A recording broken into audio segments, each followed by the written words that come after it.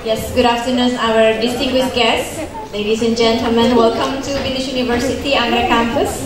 On today's special occasion, the special lecture from the Ambassador of South Korea to Indonesia. Today, 3rd of May, 2019, we have here our distinguished guest. Please welcome His Excellency Mr. Kim Chang-BEOM, Ambassador of South Korea to Indonesia.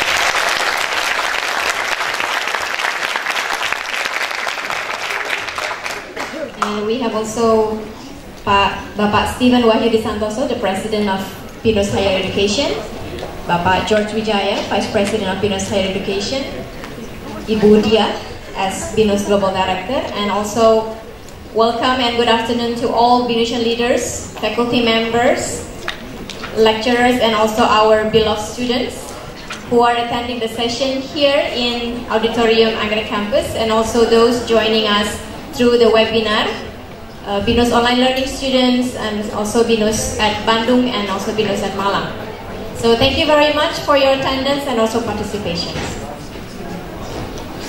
Binus University is very honored to be able to host this special lecture session delivered by the Ambassador of South Korea to Indonesia. To open the session, we would like to invite the President of Binus Higher Education, Bapak Steven Wahyudi Santoso, to deliver the welcoming remarks. To Bapak Steven, please come up to the stage.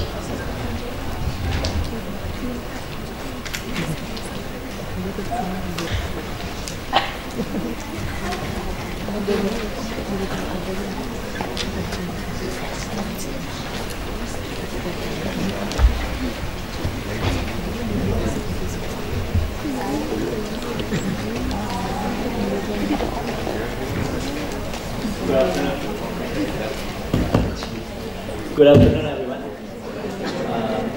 Dear distinguished guests, Your Excellency, Mr. Kim Chang-BEOM, Ambassador of the Republic of Korea to Indonesia. Mr. George Hadipurtito, Vice President of Binus Higher Education. Dr. Dia Hiyadini, Director of Binus Global. Students, faculties, practitioners of Binus respected partners. Our students from South Korea, and all Binusians. Welcome to Binus University. Here at Binus, we consider global mindset important for doing business in today's world. Individuals with a global mindset have a good grasp of the world history, the global trends and concerns. They also have a good understanding of the role of their country, the global economy, and their own roles as individuals in negotiating the future ahead of us. We build global mindset through a number of avenues. Our curricula are built on state-of-the-art knowledge and project-based learning. The Binus Case Center works with organizations operating in Indonesia to document their challenges and best practices. These materials are then used in Binus classrooms to demonstrate the real examples from this part of the world.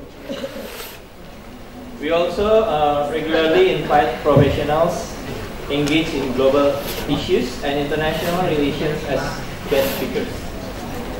We organize Binus festivals every semester to introduce global topics to our students. We have also supported International Peace Foundation's lecture series in Southeast Asia, the Bridges Dialects Towards a Culture of Peace. Through this program, our community learned a lot about science and economics from respected Nobel laureates, such as Professor Sheldon Blasio and Professor Clint Kidman. A number of ambassadors have also contributed their precious time to enrich Binus global mindset. Today, we are honored with a visit from His Excellency Mr. Kim Chang-BEOM as the Ambassador of the Republic of Korea to the Republic of Indonesia. Mr. Kim Chang-BEOM will share about the history and the future of the bilateral relations of Indonesia and South Korea. We consider this relationship very important for the promising future of both our nations and Southeast Asia more widely. The importance of this relationship is reflected at Binus. We now have 22 partners from Partners University from South Korea. Our students have deep appreciation for South Korea, and South Korean students enjoy visiting Indonesia as well. Since 2014, 558 Binus students have visited and studied in South Korea, and 264 South Korean students have visited and studied at Binus University on a number of different programs. We also have, currently, 17 full-time students from South Korea studying for a semester here. These students create lasting ties between our countries and our cultures. So thank you very much, Your Excellency, for visiting us here at Binus and sharing your valuable perspectives with our community. We are looking forward to our continued relationship and collaboration on Binus mission to foster and empower the society with a global mindset. So thank you and good afternoon.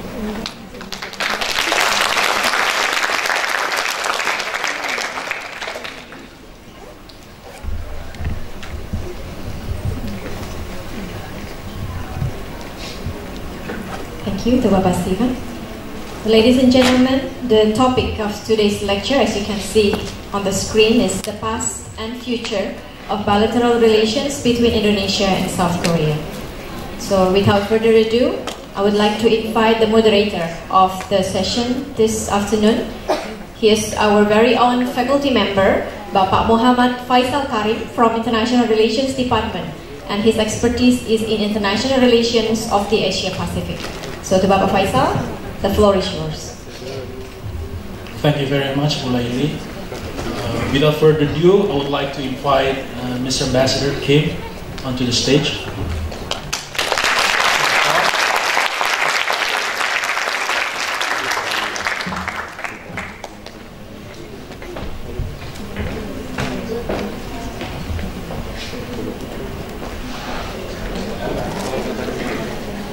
First thing first, I would like to introduce our very own Ambassador Kim Chang-BEOM.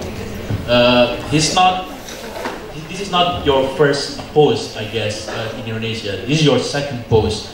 Before this, in 2003, you were posted as a political counselor in Jakarta back in 2003. Back then, we were preparing for our second democratic elections. Now, you're witnessing the fifth democratic elections in Indonesia, so it was very much evolutionary, I guess, our democracy. And secondly, before becoming ambassador in Indonesia, he was ambassador for Seoul Metropolitan Government. It's really interesting to see how a municipality, how a local government has its own ambassador and can doing a power diplomacy. I guess that's the concept of, is a recent growing concept where diplomacy is not only by the state, by the central government, but also by the local government. It's really interesting if you can share us your experience there. And Mr. Ambassador Kim was also posted in Brussels before this, also in Pakistan, Japan, and if I'm not mistaken, you were Director General for Peace for South Korea and North Korea peace process. So I guess we have so much more to learn from you, sir. Right now, our topic is about Indonesia and South Korea relations. I can share with you our relations with South Korea can be traced back all the way to 1973, back when we officially have a diplomatic relation with South Korea. And right now, I guess in many aspects, I would argue that Indonesia has very much strong relations with South Korea.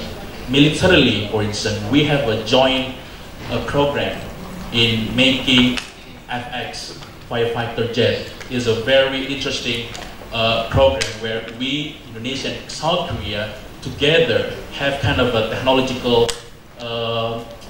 transfer from South Korea to Indonesia to create our own jet fighter. Not only that, in terms of economy, South Korea right now is the third largest investor in Indonesia. The US and Japan is still the first and the second, but South Korea right now is the number 3. And more importantly, sir, is about cultural aspect. Right now, Indonesia, everyone's love K-pop. I mean, everyone's, literally. So, without further ado, I would like you to share with us your insight on how to strengthen South Korea and Indonesia relationship, given the fact that we are also a middle power. So, thank you.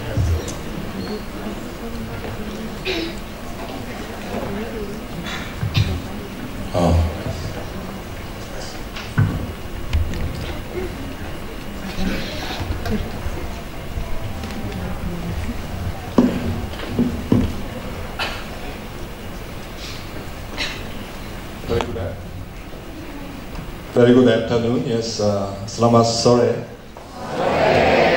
Salam sejahtera bagi kita semua. Senang sekali berada di sini. Sangat senang bertemu dengan Anda sekalian. Saya datang di Jakarta di Februari tahun yang lalu, 1 tahun lebih ya. Tetapi saya pernah bertugas di kota besar Korea Selatan di Jakarta dari tahun 2003 sampai tahun 2005. Pada waktu itu sebagai kansel politik. Senang sekali bisa kembali ke Indonesia pada waktu ini sebagai duta besar untuk Indonesia, pulang kampung.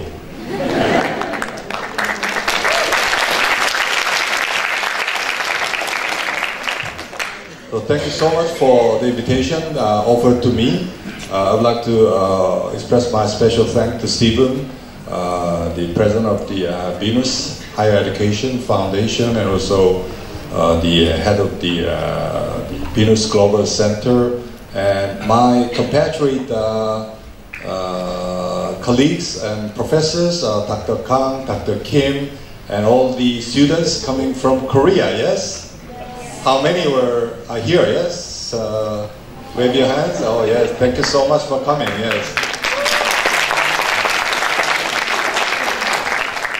You took the flight to see me from Korea? Yeah. Thank you so much joining us, and it's a great honor and pleasure to meet you at Binus.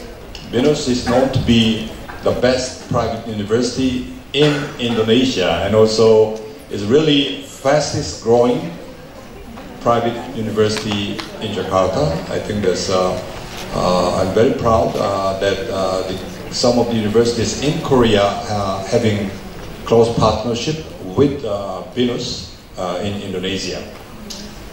As was mentioned by our dearest moderator, our relations between Indonesia and Korea are really at the highest level. I think that's the main pillar of that. This close partnership lies in the people-to-people exchange and understanding of each other's culture. I think that's I will dive into this past, present, future bilateral partnership between Indonesia and Korea later on. So let me start with my presentation. Yes. Oh, sorry.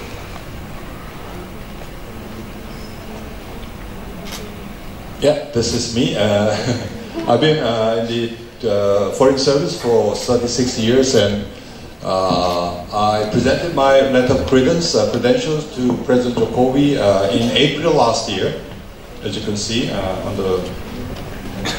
And I've been working for the Korean Foreign Ministry for many years. So This one that the old gentleman right standing next to me is you know whom? Who he is? I think the Korean students might know him, but I don't know whether Indonesian students might be familiar to this a bit old gentleman. Yeah. Anybody who knows? Other than Korean students? Nobody? Yes. There's actually this is former Secretary General of the United Nations, Mr. Ban Ki-moon. I've been working for him for several years as a special assistant to the foreign minister. He was foreign minister before becoming the Secretary General of the United Nations, so I've been with him for many years.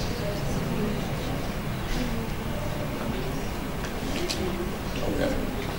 Now it's back to the bilateral partnership between Indonesia and Korea. Just September last year, President Jokowi made a state visit to Korea. I was with the president because ambassadors are supposed to accompany the president. And it's a usual stuff, it's summit meeting and the extended meeting, but there are some special features out of the summit. They have visited not just the official facilities like Office of the President or the National Assembly or the Business Summit, but let us see what they have done. The video clip? Yes.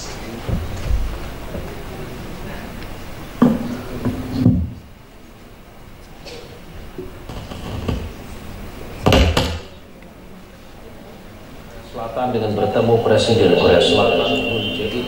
Presiden disambut layaknya raja di Istana Chang-BEOM.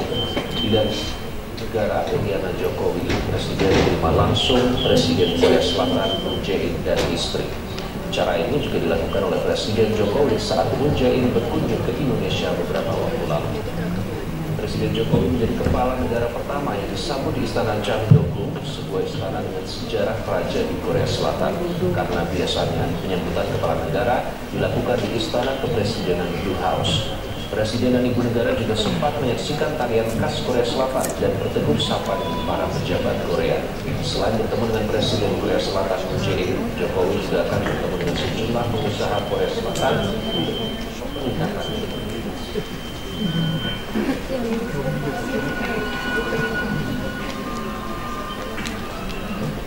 Presiden mengatakan Indonesia dapat menambah Korea Selatan dan fashion atau wanita.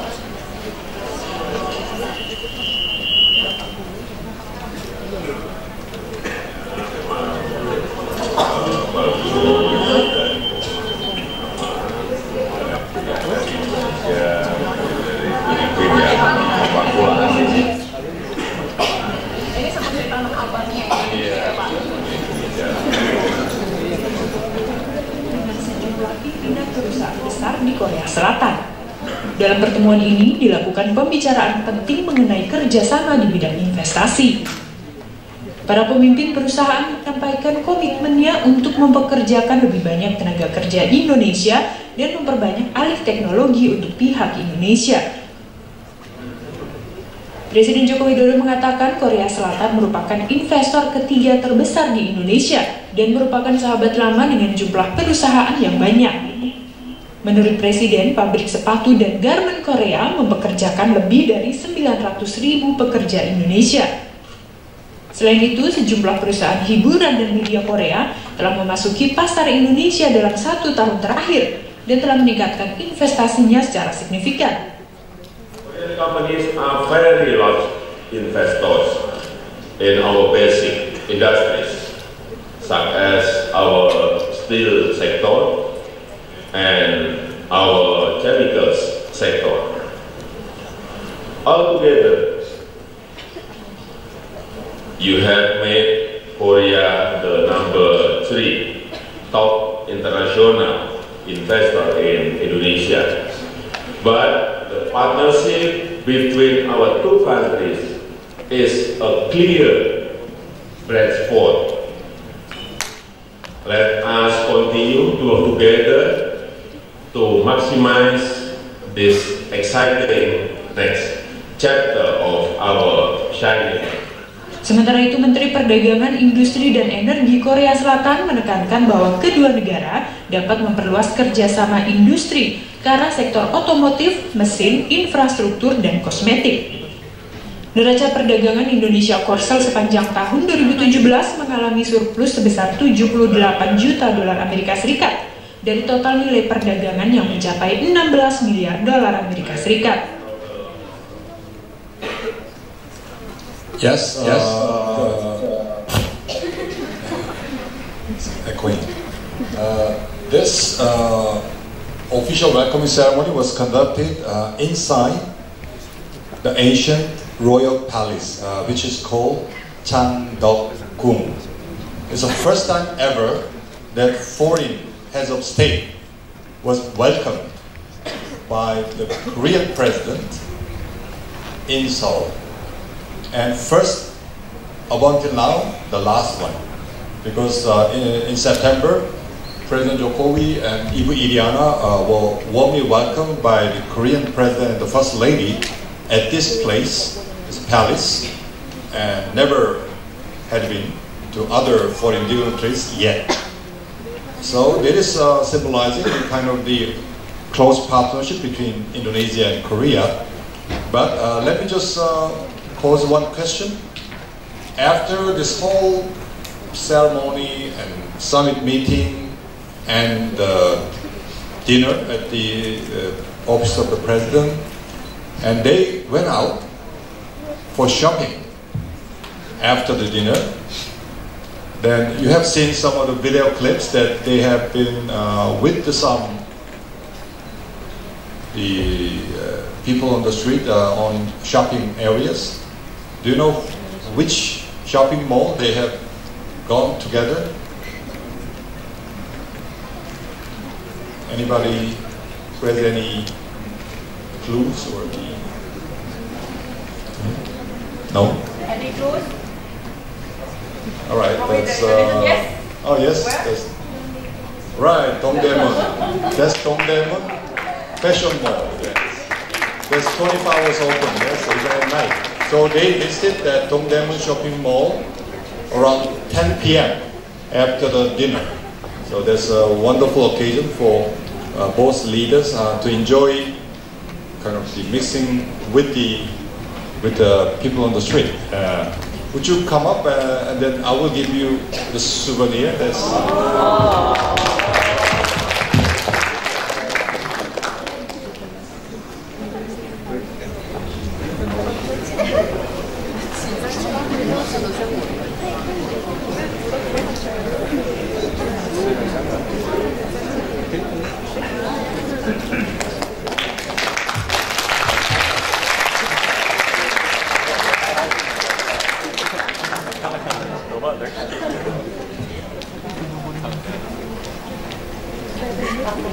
well, before the state visit by President Jokowi to Korea, there was the President Moon's visit to Indonesia.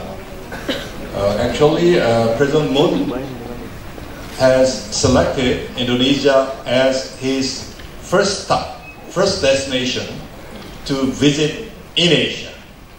So he was inaugurated, he took his office in May 2017, just about 4 months later. He made a trip to Southeast Asia. So Indonesia is the first stop for his trip. At that time, they have agreed upon the commitment to elevate the status of the partnership from just only strategic partnership to special strategic partnership.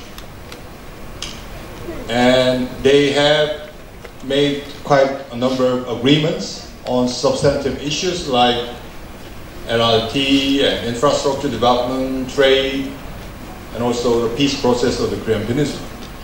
And this is Istana Bogor, and it was raining outside. After the summit meeting at Istana Bogor, they planted trees outside the office, and why these two photos are important? Because while it was raining outside, so President Moon was holding the umbrella for President Jokowi while he was planting a tree. And likewise, when President Moon was planting a tree, President Jokowi was holding the umbrella. And umbrella was not held by any protocol officer or the security guard or whoever, because they were all just holding umbrellas for their counterparts. So it is very touching. So we are calling it as diplomacy payung biru. So it is symbolizing when the both countries are in need, whether on the rainy season, on the difficult times, we have to stand by each other with this symbolic gesture of holding umbrellas for the other side.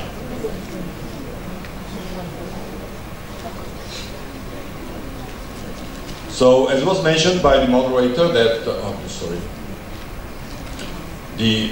the full diplomatic relations has started in 1973, and then in a series of exchange of high-level visits, we have upgraded our partnership up to this current level of special strategic partnership. So many visits by presidents of both sides, and also you can see the kind of intensity of the high-level visits when we are approaching 2018 and 19.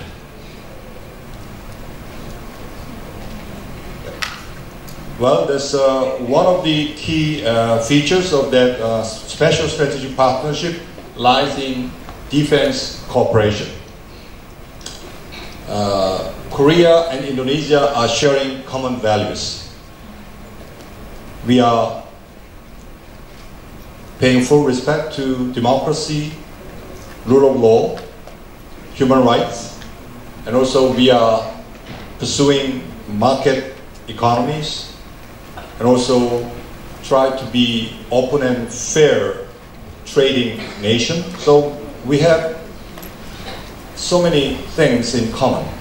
But one area is in the defense industrial cooperation.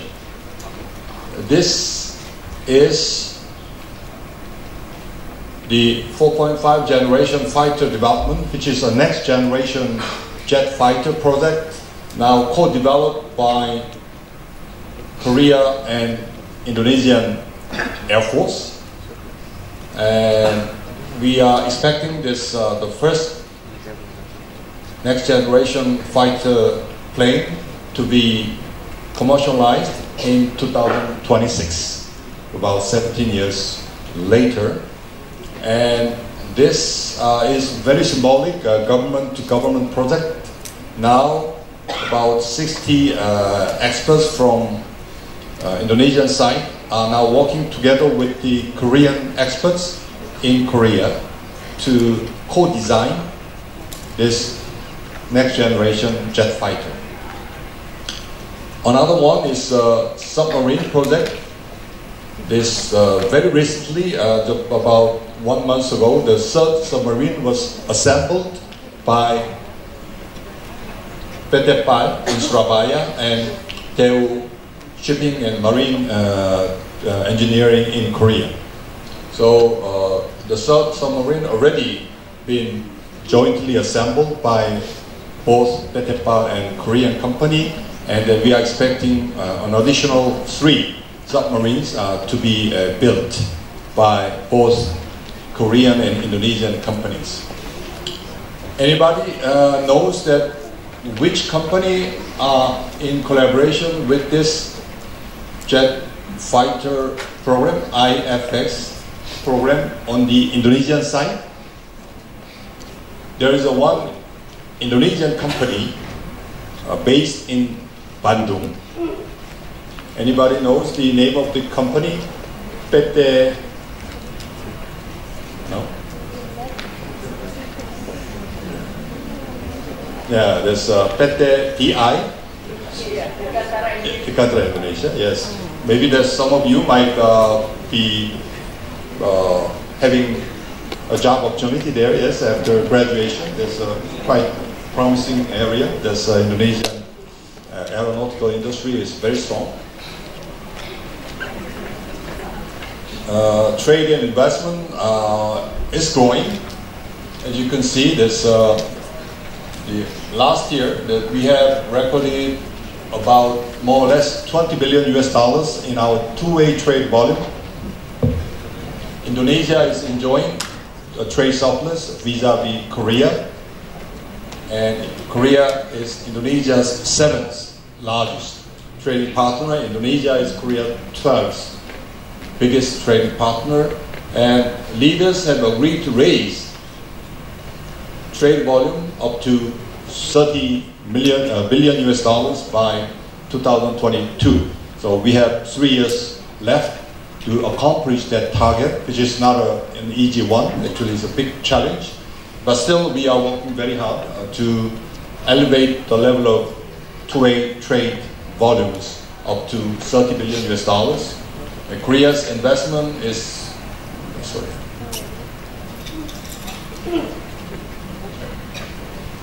increasing. This accumulated trade investment that we have made into Indonesia. Another ongoing feature of our trade and investment is CEPA negotiation.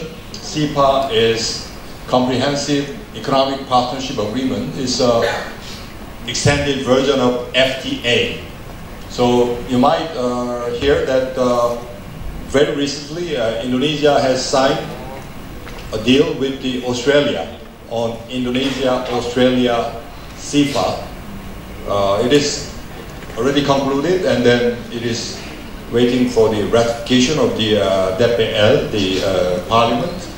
And we have been conducting this negotiation for the last 4 years, but it has been put on hold in the year of 2014, and we have decided to reactivate this negotiation on CEPA so that it will be serving as a booster to increase our trade and investment opportunities for both business communities.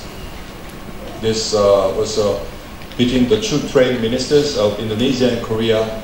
They have decided to restart the negotiations. And many industrial players from Korea are now in the households of Indonesia. Industrial sectors and lifestyles as well. There's you see Lotte Marts in some of the areas, about a little more than 40 Lotte Marts. CGV multiplex theaters, about 54 multiplex theaters in all over Indonesia.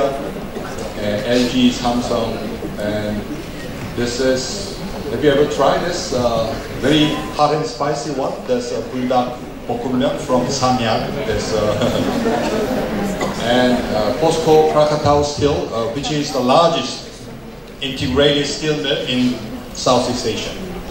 POSCO is the biggest steel mill in Korea. They have collaborated with state-owned Krakatau Steel. It is located in Cilegon in Banten province, and it is now producing about 3 million tons of steel products. So their target is to increase the volume up to 10 million tons. And the Jakarta LRT is still not inaugurated yet. We are hopefully to see the Jakarta LRT, which is partly constructed by Korea Railway Network Authorities in collaboration with PT Wika of Indonesia. And the first phase is from Velodrome to this Kelapa Gading. And during the Asian Games, we have set up a 5G Experience Center. It's run by Samsung Electronics and Korea Telecom, KT. And another area for innovation, I think that Binus is well known for its excellence in innovation and creativity. I think we do have several areas of collaboration in Industry 4.0. When President Jokowi made a visit to Korea, this Minister of Industry, Pak Erlangga, has signed a deal with the head of the Korean National Research Council to study on how to collaborate on the successful implementation of Industrial Revolution 4.0. And last April, about a year ago, one of the leading Korean pharmaceutical company, Daewoo, has established Biotech Research Center at UI in collaboration of the Pharmaceutical and Medical Department of University of Indonesia. That they have set up this the research center on biotech. And cybersecurity side, ITB Korea Cybersecurity R&D Center has been opened in 2014, is now being run. So I think that in the future, maybe Binus have some areas of collaboration with Korean counterpart organizations or partner universities. Well, this cultural exchange is an integral and indispensable part of the bilateral partnership. Korean Wave is kind of some things related to Korea really are getting popularity in Indonesia and other parts of the world. And you know that Dr. Joseph Na is a Harvard professor who has coined the terminology of soft power and smart power. And he described the Korean Wave as the growing popularity of all things Korean, from fashion, film, to music, cuisine. So it is very now broadly spread out to every sector of the lifestyles. K-pop has been at the forefront, as you can see this BTS on the cover story of Times. They have just received 2 awards from Billboard Music Award just yesterday, right? There's the best duo group, and best social media group. Those 2 titles from Billboard. And this the K-pop has been leading the so-called K-wave, starting from Japan, China, but has been spread out to Southeast Asia and the rest of the world. So you can see some of the Indonesians, young millennials who are learning Bahasa Korea and also try to learn how to dance Korean folk dances, and is how to cook kimchi, or even going to the concerts. And this is a growing phenomenon in Indonesia, but also in Korea. There's a growing number of young Korean students. I think there's about, now we have 17 students who are now here with Binus on our short-term exchange courses or on our visiting students. And increasing number of Korean students are trying to come over to Indonesia to have their studies here. But also the Indonesian cuisines are now getting more popularity in Korea as well. The nasi goreng is not an unfamiliar word, or the culinary dishes in Korea. There's another piece. There's at the closing ceremony of the Asian Games in August last year, there were Korean idol groups joining the concert, and there were 2 groups who have performed at the closing ceremony of the Asian Games. Anybody who knows the names of those 2 groups together, with the red please stand up and identify your name.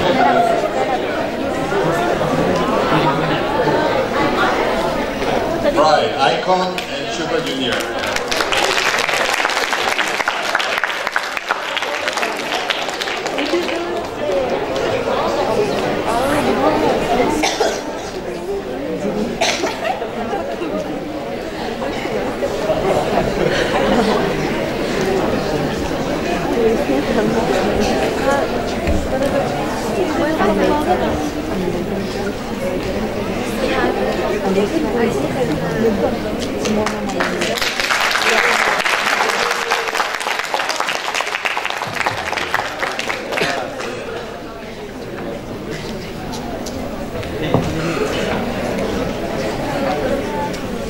Well, this, as was mentioned by the moderator, diplomacy is also changing in its style, in its tool, in its destinations. Korean wave is getting so much popularity in Indonesia. So President Jokowi also mentioned when he made a visit to Korea that, oh, I'm also a fan of K-pop. And he uploaded one photo. That's, you know who it is, next to the girl, yes. Yeah, Shiny Minho, yes. So this is kind of the way to get connected with the millennials. So millennials in Korea. So President Jokowi mentioned that I also love K-pop. I went to some of the concerts with my daughter. So that's really getting closer to young millennials in Korea. Wow, the Indonesian president is really very close to our hearts. That's the kind of message that he really trying to bring along with you. Likewise, when President Jokowi made a visit to Korea in September, after the dinner and all the official schedule, when he was returning back to hotel in Seoul, Super Junior was waiting at the lobby, and he was quite surprised, and then invited them to come up to his room with Ibu Iriana. So they had this wonderful photo moments together. That is really a big Instagram hit. So other than all the official photos like summit meetings or the dinners, business summits, but this photo with Super Junior was the biggest click view. So that's the kind of the change of diplomatic kind of outreach.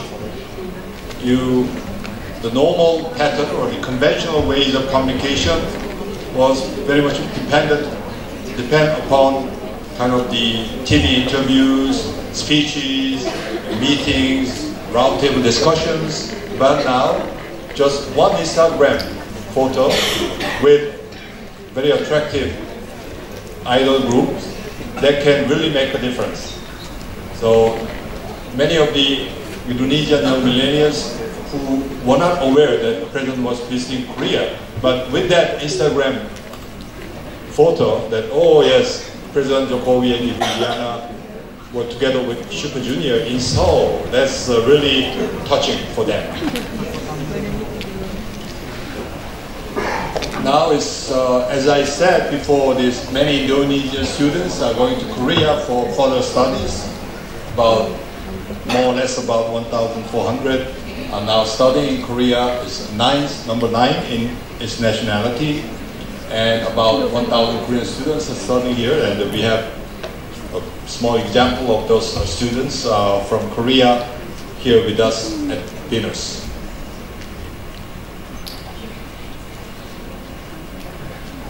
Yep. So there are quite a number of Indonesian universities who have established its own Korean Studies department within the campus. UI, UPI, UGM, and UNAS in Jakarta. And then there is a King Sejong Institute, which is teaching Bahasa Korea, and they do have several branches as well.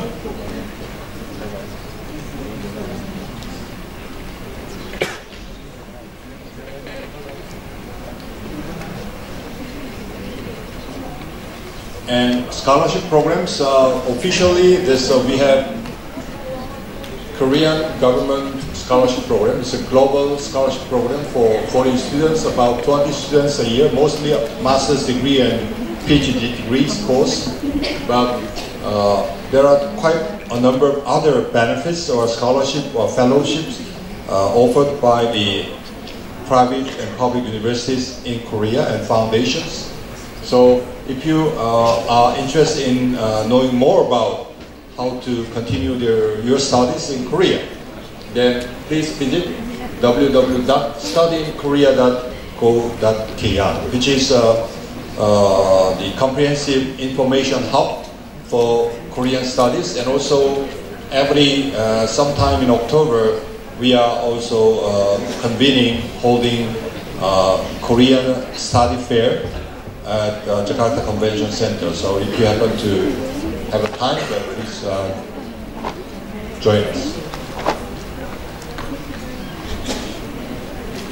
Now is another important aspect of our bilateral partnership lies in the Korean peace process.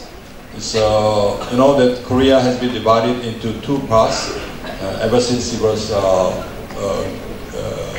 became independent, and then for the last several years we got a bit tense situation on the Korean Peninsula up until the end of 2017. But with that Pyeongchang Winter Olympic Games in February 2018 last year, that we have activated our dialogues with North Korea.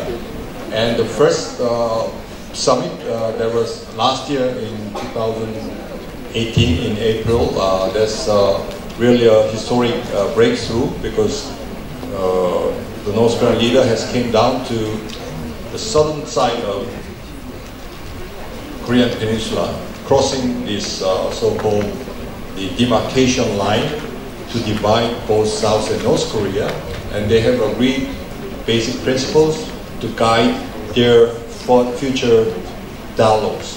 Of course, it's only an initial phase of the engagement, so we have still a long way to go, but I think that's one good kick-off of the peace process that we are trying to build.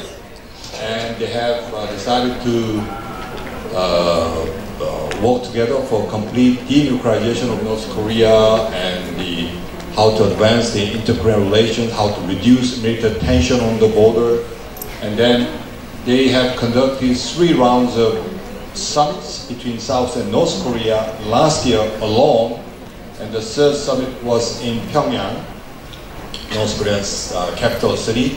And even after the summit, they have climbed up to the highest mountain in the whole of Korean Peninsula, which is called Baekdu Mountain. There is a souvenir photo by those 2 leaders and their first ladies.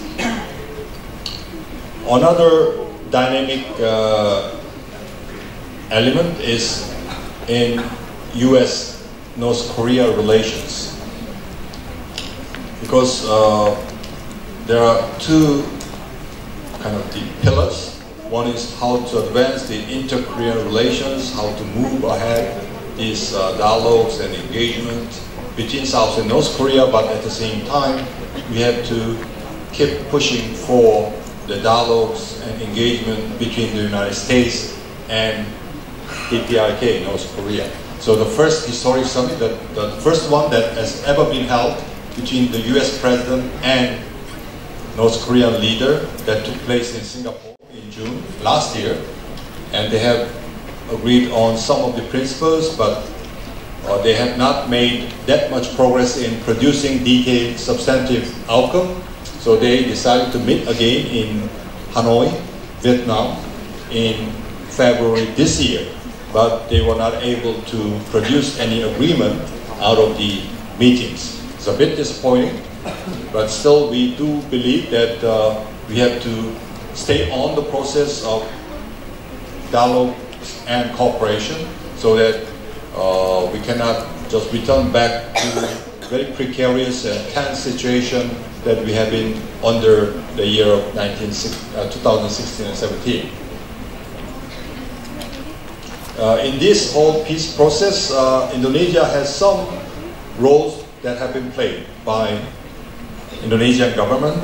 One is the right after this first summit in April last year, President Jokowi invited both me and this is North Korean ambassador to Indonesia. So we are both invited by the President Jokowi to share his views on the successful meeting between the two leaders of both South and North Korea. And also he extended an invitation to both leaders of South and North Korea. So at the opening game, there's our South Korean Prime Minister and North Korean Deputy Prime Minister have joined President Jokowi at the opening ceremony of the Asian Games. So we have seen a very emotionally touching scene. There's a jointly march together by South and North Korean athletes under one flag. Very symbolic moment. Of course, this it is not a politically important and pivotal scene, but as far as Indonesia is concerned, Indonesia has always standing by South Korea to support the peace and reconciliation on the Korean Peninsula. So President Jokowi and Indonesian government have been playing its part. So we are very thankful for its continued contributions. Now it's almost coming to an end. We have some social media account, co-m.idn for Facebook and Twitter, and Dubes Corcel is my Instagram account, and also the Korean Embassy has also Instagram account, so please follow us and then just get speedy kind of notice and alert from the embassy.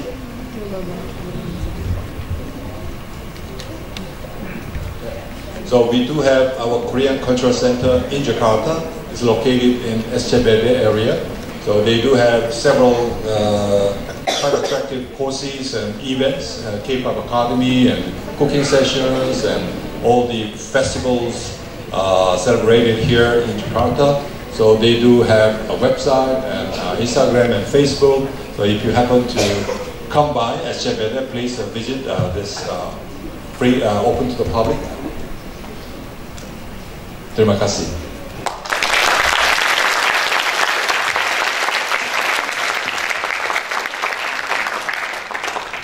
All right, thank you very much, Ambassador Kim. It was really informative, but at the same time, very insightful. I'm gonna open up one session of Q&A within 3 questions. Is there any one of you guys want to ask Ambassador Kim? Just raise your hand. Just tell us your name. Like the guys there. And now is woman. Any ladies who want to ask the questions? Tengah, ada? Okay. Yang ketiga from this side. Anyone? Okay. Go ahead. First questioner.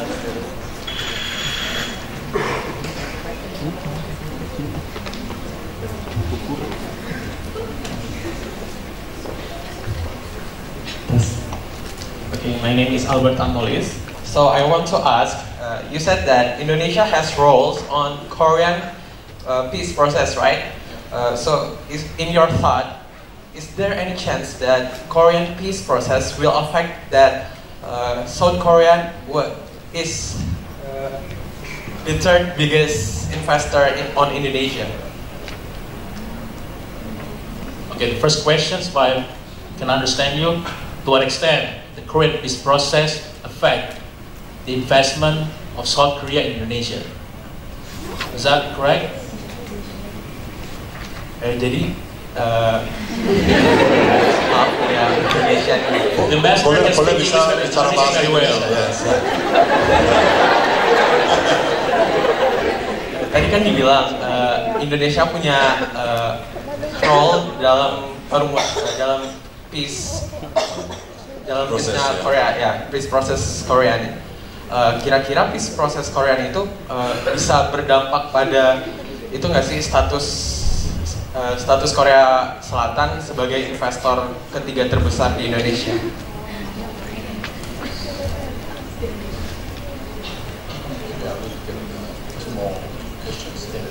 Alright, thank you so much. Okay, the second questions, ma'am.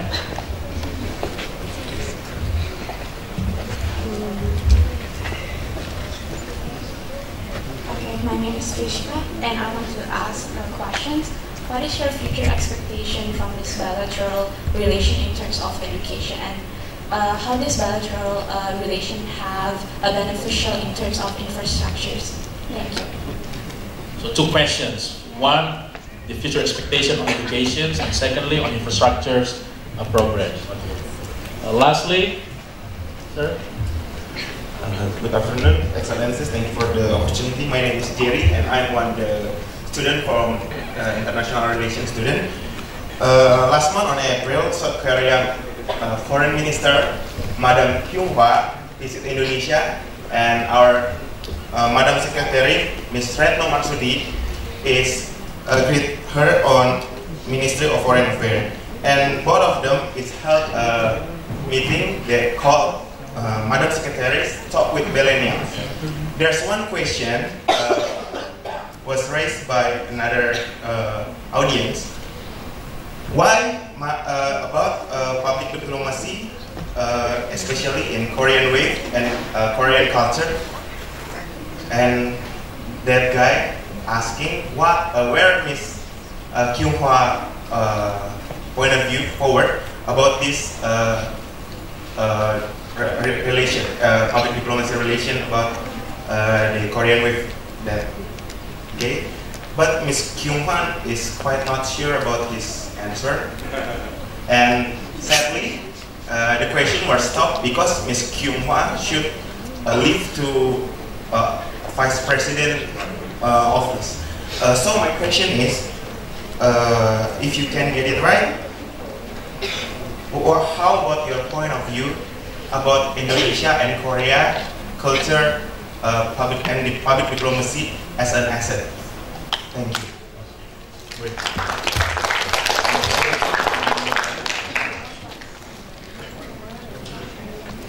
Thank you so much for the questions. Let me start with the first one. That's the progress and the peace process will be positively affecting the Korea's future investment into Indonesia, or it could maybe distracting some of the future investment out of Indonesia. Yes, I think that's all in all, my answer would be a bit positive one, because this growing number of Korean companies are trying to find new opportunities into Indonesia, and also try to work together with Indonesian entrepreneurs and even startups. And if and when this Korean economy is steadily growing and getting bigger in size and also its influence, then it will be good for Indonesia to have much stronger and robust and very dynamic partner in Northeast Asia. But of course, there's some downsides, some negative aspect would be some of the labor-intensive industries in Korea, in South Korea, might be trying to make full use of North Korean laborers if these conditions are all ripened to have any kind of the joint ventures or the industrial collaboration with North Korean side, but it's too far away. I think that at this moment, it's too early to tell. But if I think the first one is that if and when this whole Korean Peninsula is remaining as stable as it is, also is risk-free, then it will be improving Korean companies' abilities and capacity to look outside and try to come up with new opportunities with Indonesia. So I think that's one positive aspect. And second question was the future opportunities or future direction of education, and another one is the potential area of collaboration in infrastructure development in Indonesia. Well, there's for the future educational exchange and cooperation, I think we do view that it is quite bright enough. As we can see, there's about quite a number of Korean students sitting down together with the students from Indonesia at Binus and other parts of Indonesian campuses as well, perhaps. So, and then we have 2 or 3 Korean professors and lecturers who are with us this afternoon. That's another good sign. I think that trend is very much promising and encouraging to see. And maybe there's more efforts to be needed to provide more scholarships and fellowships for students from Indonesia to come over, and also vice versa, more Korean students to get some support from either government or from the private sector to get their studies continued here in Indonesia. And that's what we have to work a bit harder. And another question was infrastructure development. I think there's, as was seen by the slides, there are quite a number of industrial players already embedded in this infrastructure development in Indonesia, from LRT, the electricity, and then waterways, waste treatment, and the renewable energies, in all sectors. I think there's and mining. But I think there's the potential area that we could work together is intelligent transport system, because as we have seen in Jakarta and other mega cities in Indonesia, the transport system are not fully integrated with each other. So Transjakarta and MRT, LRT are all now still separate, and even the payment system is not fully integrated. Of course, there's is still on the way that to try to integrate the system. So I think that intelligent transport system is one area, and also the transit-oriented development is when this all subway stations are ready and available, then we will see a lot of developments to be possibly conducted by Korean engineering and construction companies together with the Indonesian property developers in constructing either office complexes and residential complexes and shopping complexes within and around these transit hubs like Mangga Dua, Manggarai, or the Senayan. And for that last question is what would be the kind of the importance or the assets that we could explore further in culture and public diplomacy. Korea is regarded as one of the very strong countries to promote cultural or public diplomacy. Maybe it's in combination with the rising wave of trend, Korea trend. But also the Korean governments are putting great energy and resources to set up cultural centers all around the world, try to promote our own national brands, and also under the name of Team Korea. Team Korea, we even have a weekly meeting with Cultural Center, Korea Travel Organization, Jakarta. So it's we are not just promoting those national brands or national marketing, but also as a team we are coordinating. When we have for example, travel fair, then we are inviting some cultural groups or idol groups from Korea with the sponsorship from our Ministry of Tourism and Corporation, the Culture and Tourism and Sports, but also sometimes we are trying to bring some performers from Korea with the support from Ministry of Agriculture in order to promote K-food, K-cuisine. So it's a kind of combined way of promotion of national brands under one group titled Team Korea. So that's one thing that maybe Indonesia can learn a bit from our experiences. And another aspect is that when we are trying to promote our own the K-wave or Korea culture, then not only we are focused on K-pop or K-drama, it's a contemporary one, but also we are trying to promote, from the government point of view, trying to promote traditional ones, much deeper, well established, and heritages of Korea, rather than focused on contemporary ones. So that's one area that also we could see more on the part of Indonesia as well. Well, before I open up another round of questions, I would like to follow up on educations. As you said, that there's some, and it's also part of the questions being posted by the webinar, because we also have a webinar for these occasions.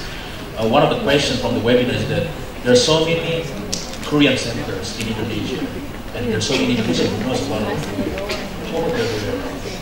how many Indonesian centers that have been around Korea? And in your assessment, is Indonesians very well known in Korea? Well, increasingly the Indonesia and Indonesia's Indonesian culture are getting more familiar to Korean people, but I think there's some more efforts to be needed on the part of Indonesian government. Of course, we are always collaborating with our Indonesian friends, and we have about almost 40,000 Indonesians living in Korea, but most of them is about 35,000 Indonesians or are workers who are employed by Korean companies under employing permit system. So those are the very valuable assets who have spent almost 5 years in Korea and then returned back to Indonesia. So I think the Indonesian embassy in Korea is trying to set up some hub places for Indonesian expatriates to get together, and some worship spaces for them to get together for prayers. But I think there's more efforts to be needed on promotion of Indonesian culture. I think that your ambassador in Indonesia is extremely active in promoting such Indonesian way. Okay, we have still 10 minutes before the sessions end. Is there any questions from the audience? Yes? The blue shirt guy. Young man. Okay, plus. Hello sir, my name is Rex. I would like to ask, because the topic of reunification is quite big for North Korea and South Korea, I would like to ask, would the policies, the foreign policies change, or would the amount of investment change should North and South Korea ever reunify? What kind of foreign policy change? Would there be any changes in foreign policy and levels of investment should North Korea and South Korea reunify? Second question. So my name is Safira, I'm Mr. Ambassador. I would like to ask a question about the current news that our government is planning to move or relocate our capital city from Jakarta to another city outside Java Island. So, if I'm not mistaken, in 2012, South Korea also had inaugurated a new administrative capital in Sejong. So since then, the population has increased significantly. So, and the question is, what can we learn from the relocation that South Korea had implemented, and will the relocation from Jakarta to another city will affect South Korean investment in Jakarta, especially South Korea just invested on the infrastructure in Jakarta, such as LRT. Questions? Ask questions? Selamat sore, saya Binus dari jurusan akuntansi. Saya ingin bertanya, investor Korea kan menanam sahamnya pada Indonesia.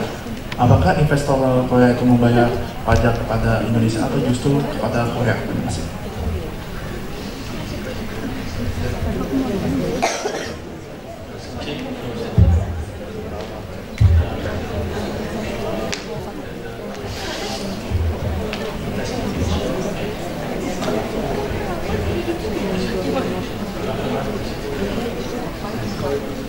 Thank you. First one, the unification, if this unification process will be on the way, how it will affect our direction for foreign policy is quite a difficult, challenging question. Well, this unification is end state, kind of the state of the final end of this whole exchange and engagement. So if and when this unification will be happening, we'll have to see what kind of modalities and format and whole composition of the governance structures, and then we'll have to see. So and then also it's really a long journey to see this unification peaceful, especially peaceful unification be in place. So now is key is not the direction of foreign policy when this unification is already achieved, but the key is how to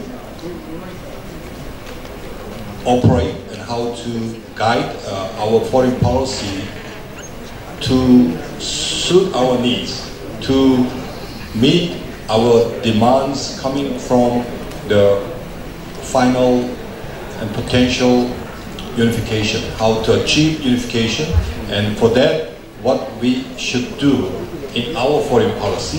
That's our key questions. So I think that's why I think that we briefly mentioned in our presentation that we have to work very closely together with the United States and China especially, and then also we have to mobilize quite broad support from our like-minded countries like Indonesia, and also we have to sometimes put pressure on North Korea to abide by the rules of the game, but at the same time to give some inducements for North Korea to come out of the isolation. So it's kind of complex foreign policy kind of the ventures. So that's what we are now up to. And the second question is the capital relocation. I think this idea has been on the table for many years. It's not a completely new and brand new one, but when it comes to our own experiences, we have not actually moved the capital from Seoul to other cities like Sejong. It's a kind of administrative hub. And it's quite difficult to compare the case of Korea with the case of Indonesia. Korea is still geographically a very small country. The city of Seoul is well connected with the city of Sejong, where most of the government complexes are now located. As by high-speed train networks, it's only 1 hour, maybe 10 minutes, and then we have to post the use of transit buses. But altogether, if you're really going fast by using riding the high-speed railway, high-speed train, that we could possibly move to that another administrative hub within 1 hour 40 minutes. So which is not bad. Actually, this from here to maybe Bogor. If it's raining, it's more than 1 hour 30 minutes, maybe more. And Bandung is not that far away. It's only, I think, a little more than 100 kilometers, but it sometimes takes us 4 hours, even when we are returning back from Bandung to Jakarta during the weekend, maybe 6 hours. So I think that's the key is how to kind of make the whole kind of the infrastructure, the transport, or the ecosystem workable for those two the cities. I mean the capital, new one, maybe in Kalimantan or wherever there's but another this big mega city Jakarta. And but this if we are really looking out of Java, that Kalimantan or Sulawesi, the only connection that we have is air transportation. So I think this is quite a daunting task with this air transport only, whether we could really make this connectivity workable and viable economically and politically and socially. Because in case of Malaysia, Kuala Lumpur is now the old capital, but still very important. But Putrajaya is only about an hour by highway, so not that far away.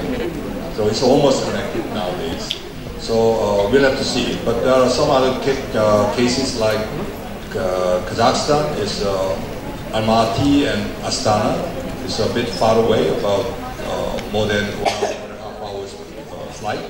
And another one is the Myanmar. Is a case of Myanmar is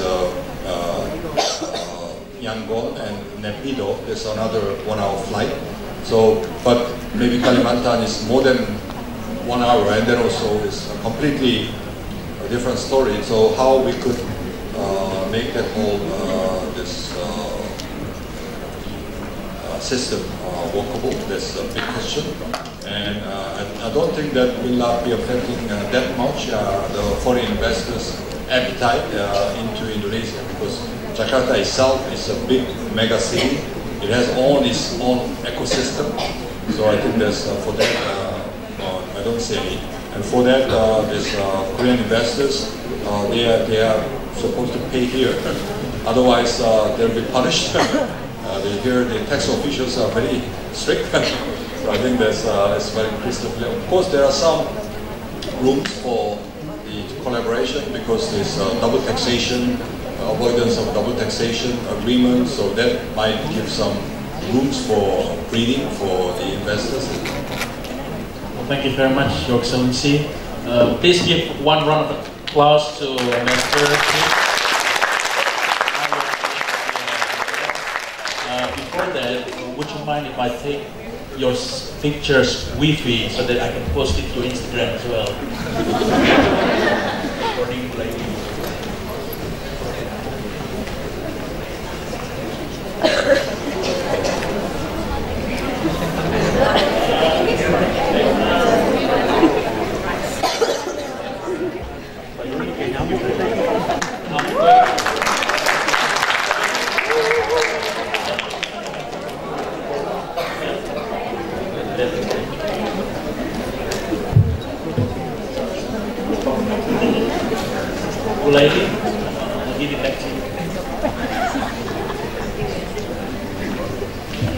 Thank you, Bapak Faisal. So please one more photo group, Mr. Ambassador, from the stage.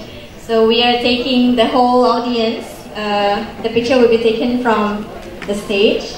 So maybe you can stand here again like before with you, Pak Faisal. Yeah, and facing that side. Okay.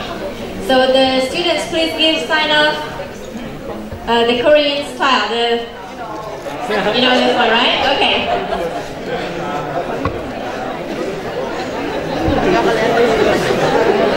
Okay, on the count of 3. 1, 2, 3. 사랑해요. Okay.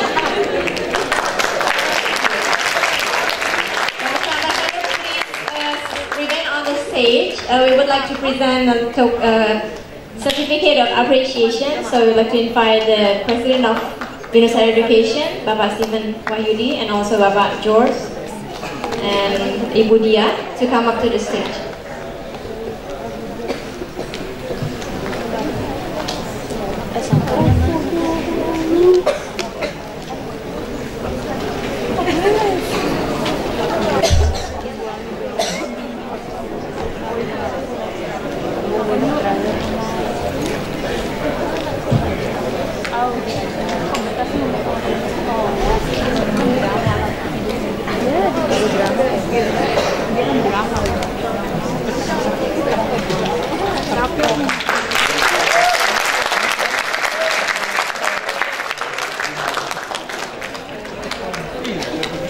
So we take another group photo on the stage with Pak Jos and Ibu Dia on the center of the stage. Oh,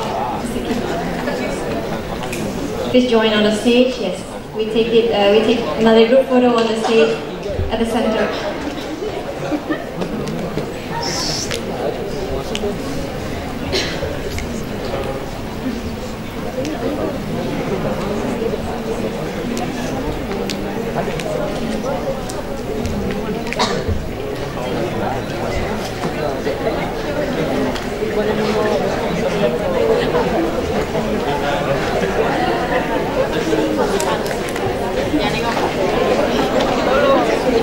Okay, thank you very much. And another photo session with the Korean students. With the Korean students, we invite you to go to come forward and to take pictures together with His Excellency Ambassador Kim Chang-BEOM.